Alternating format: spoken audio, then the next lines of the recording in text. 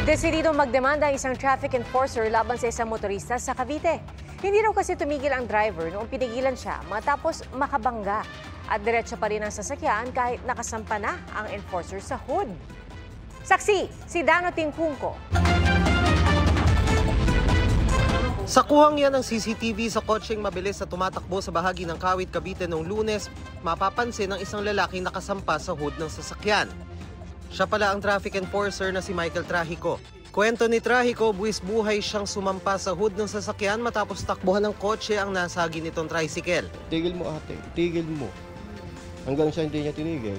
Kesa mapailaliman ako, doon ako sa ibabaw. Once kasi namabangga ako sa paa at bumagsak ako, no choice na ako. Doon sa ibabaw, may ano pa ako mabuhay. Sa wood niya, may nakapitan po ako na matigas na bagay. Pinipigil ko pa nga po sila, sabi ko sa nanay, "Nanay, patigilin niyo po, patigilin niyo." Hindi pa rin pinakikinggan yung nanay niya. So tinatapik ng nanay? Tinatapik ng nanay niya sa loob. Ayaw pa rin pakinggan.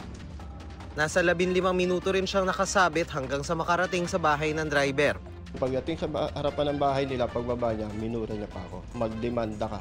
Yung nanay nandoon. Wala naman nung binibigay na license. Paano natin titikitan yung tao kung walang license?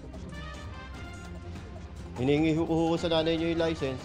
Ang sabi ng nanay nung pumasok paglabas, ayaw ibigay na. Inihahanda na ni Trajico at ng Kawit Traffic Management Group ang mga posibleng reklamo laban sa driver, kabilang ang direct assault. Anong plano mong gawin ngayon? Tuluyan po. Opo. Kasi po, pag hindi natin tinuruan ang leksyon ng ganyan, hindi lang po sa aming mga enforcer, baka sa ibang enforcer gawin po. Ang akin lang po, respeto sa enforcer. Pinademanda ko yung driver ng sasakyan. Pabanggain niya yung enforcer ko eh. Kung nahulog yun, di patay.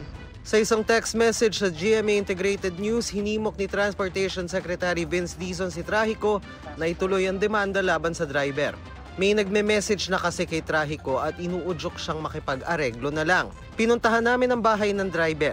Hinarap ako ng nagpakilalang kapatid niya pero sinabing hindi muna sila magbibigay ng komento habang naghihintay ng legal advice. Para sa GMA Integrated News, Dano Tingkungko ang inyong saksi.